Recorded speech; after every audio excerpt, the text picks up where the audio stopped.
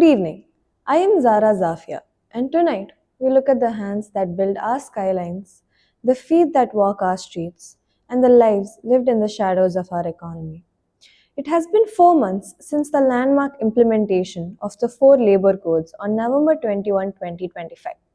While the government promises a Viksit Bharat or New India with streamlined wages and digital social security, a darker reality is emerging on the ground.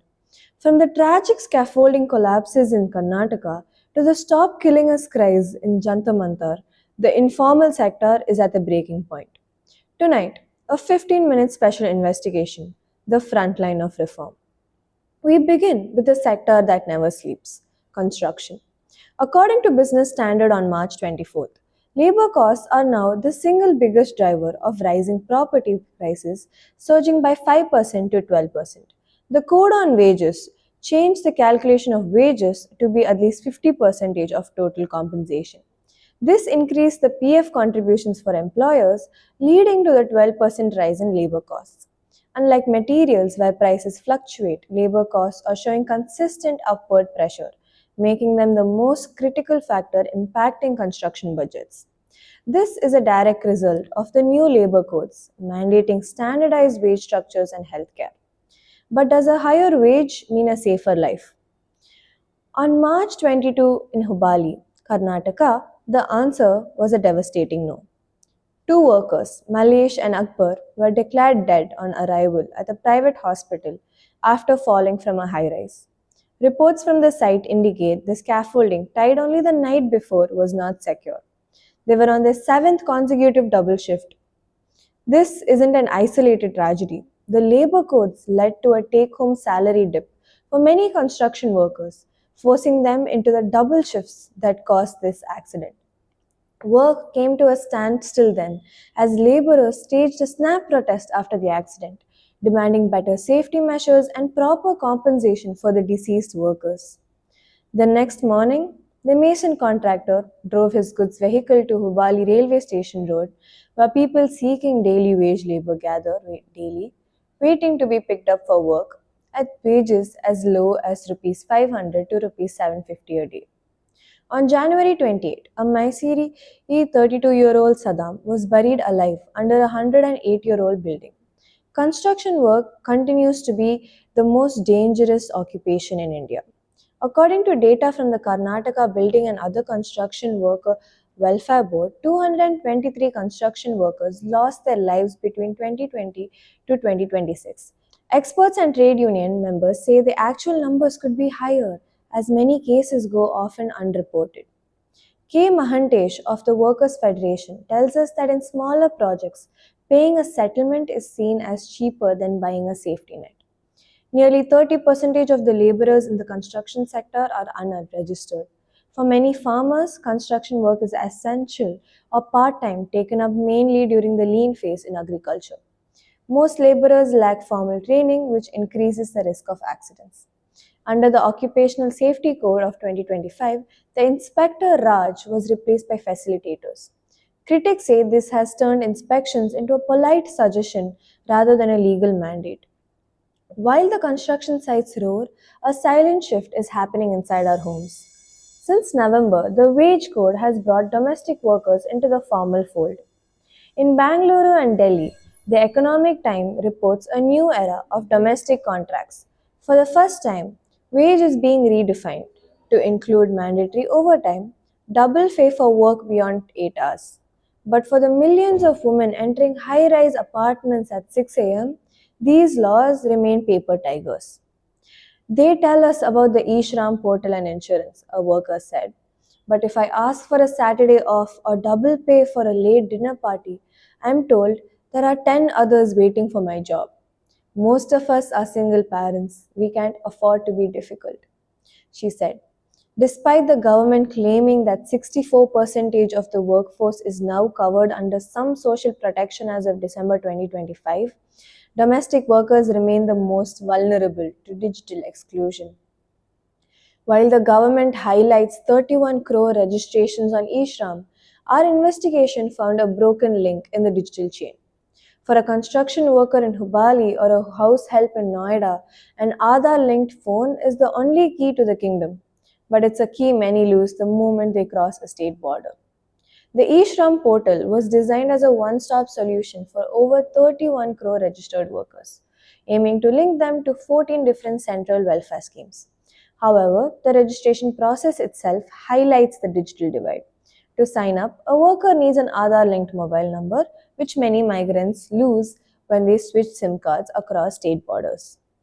Field studies in 2025 and 2026 reveal that nearly 74% of migrant workers at urban labor hubs remain unregistered, largely because they cannot navigate the self registration portal and are forced to pay private intermediaries to get their universal account number, also known as UAN. For domestic workers, the gap is even wider. Many categories of home based work were initially missing from the portal's drop down menus, and the soft copy nature of the eShram card means many workers do not realize they are registered. It is hard for them to understand until a physical printout is handed to them by an NGO or a union. Perhaps the most resilient struggle of 2026 occurred in Chennai. On January 12, the CPI-ML Central Committee confirmed a historic victory.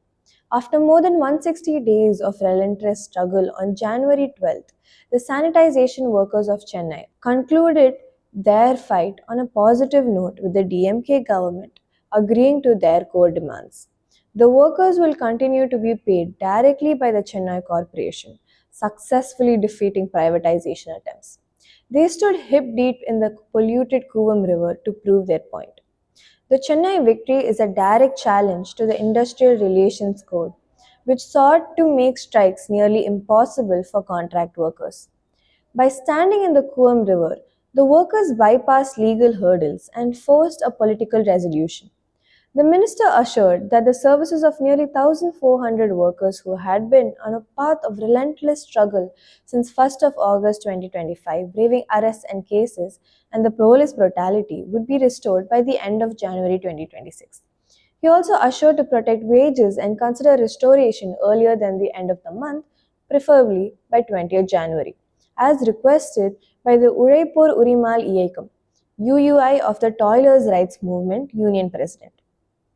The struggle had begun after 1,400 temporary sanitary workers, protected under the Madras High Court's order until 31 July 2025, were illegally terminated on 1st August under the government reference to the court.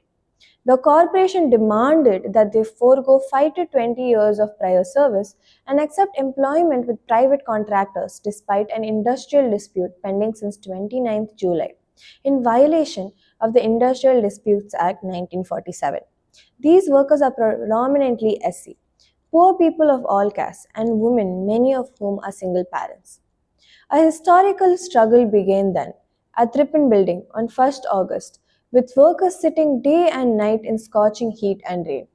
All political parties, including DMK, allies, CPIM, supported the strike. A police crackdown on 13th August led to arrests, but the High Court protected the leaders from August on 14th August. The issue of sanitization workers and their struggles snowballed into a major political issue in this state. But while Chennai had started to celebrate, Delhi had mourned. Yesterday, March 25, the Stop Killing Us rally hit Jantar Mantar. Organized by the Safai Kamacharya Andolan, the protest highlighted a horrifying statistics: 41 deaths in sewers in the first 80 days of 2026. A Maksayai awardee didn't mince words. In an era of AI and moon missions, why are we still sending humans into death traps? Between 2020 and 2024, India officially reported 294 deaths of workers cleaning sewers and tanks, a horrifying tally that amounts to a preventable death roughly every 6 days. And yet, the government clings to an illusion that manual scavenging, a practice banned in 1993 and reinforced by the Prohibition of Employment as Manual Scavengers and the Rehabilitation Act of 2013, no longer exists. In 2024 alone, at least 116 manual scavengers lost their lives. By June 25, that grim number had already climbed to 42 deaths. Although between 2024 and mid 2025, there were 158 undocumented deaths. These are numbers only reported by these numbers especially among contract workers whose lives disappear from official records as if erased. This ongoing silence hides a brutal reality of caste driven exploitation and institutional neglect. According to the National Commission for Safari Karamcharis (NCSK), 5 sewer-related deaths occurred in Delhi between January 1 and August 31, 2025. With death on September 16th, the toll rose to 6, making Delhi the most affected city in India for manual scavenger deaths this year, despite clear Supreme Court rulings banning the practice in major metropolitan areas. The gap between the SKS count 121 deaths and the government's 46 highlights a systematic denial of this caste-based violence. A social audit found that 90% of these deaths involved zero safety gear. The government's Namaste National Action for Mechanized Sanitization Ecosystem scheme has reached less than half of the identified workers, leaving thousands to face toxic gases with nothing but a cloth mask. The standing committee warned that the slow pace of PPE distribution could deprive many workers of crucial benefits, particularly given that 377 sanitization workers died while performing hazardous sewer and septic tank cleaning. In Visakhapatnam, on March 26, displaced vendors from the night food court are on an indefinite strike. They were evicted for smart vending zones that haven't been built. We pledged our goal to pay for school fees, says Latila, an MBA graduate turned vendor. Between rising gas prices and municipal evictions, the Street Vendors Act of 2014 is being treated as a suggestion rather than a law. Vendors in Bangalore are now fighting a footpath policy that threatens to ban them from major roads entirely. Finally, we look at the plate.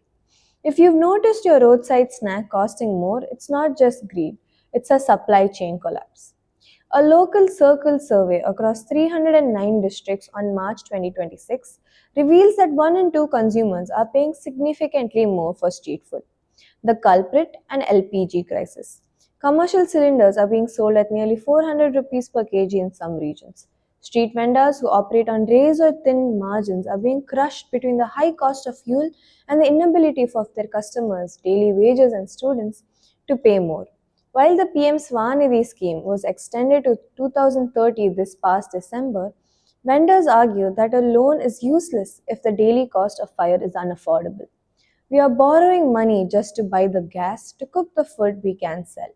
One vendor in Delhi told us, launched to provide collateral free working capital, PM Swanidhi has evolved into a massive financial inclusion project. As of early 2026, over 72 lakh vendors had access loans. The scheme incentivized digital payments through cashbacks, yet a stark divide persists. Reports indicate that while smartphone ownership is high, actual digital literacy, the ability to navigate apps or resolve transaction failures, is low.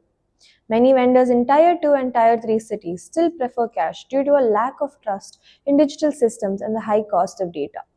Furthermore, while the government has introduced UPI linked RuPay credit cards for successful repayers, only a fraction of eligible vendors have successfully transitioned from basic loans to these advanced credit products, often due to technical hurdles at the banking level. We close tonight with a look at the safety gap. By summer 2024, India had recorded 536 heat wave days across its meteorological subdivisions and over 44,000 cases of heat stroke. Yet, sanitization workers who must continue laboring in sewers where temperatures are amplified and toxic gases intensify receive no organizational support, no modified working hours, and no protective measures. India's Occupational Safety, Health and Working Conditions Code of 2020 contains heat protection provisions only for dock workers, leaving approximately 380 million heat exposed workers, including sanitization workers, construction laborers, and agriculture workers, with no legal protections. The Building and Other Construction Workers Act 1996, which governs the largest segment of India's outdoor workforce, is completely silent on heat related issues and its effect on workers. This legal vacuum leaves caste based workers who disproportionately occupy the most dangerous and heat exposed occupations with no recourse as climate change intensifies heat extremes across India. In 47 of the 54 deaths analyzed until 2023 and 2022, no safety equipment was used whatsoever. Our research shows that while the Occupational Safety Code 2025 mentions heat protection, it only applies to dock workers. From the scaffold to the street stall, they have no legal protection against the record heat waves hitting India this March. The new code offers no protection for sanitization workers cleaning sewers in 45 degrees Celsius temperatures.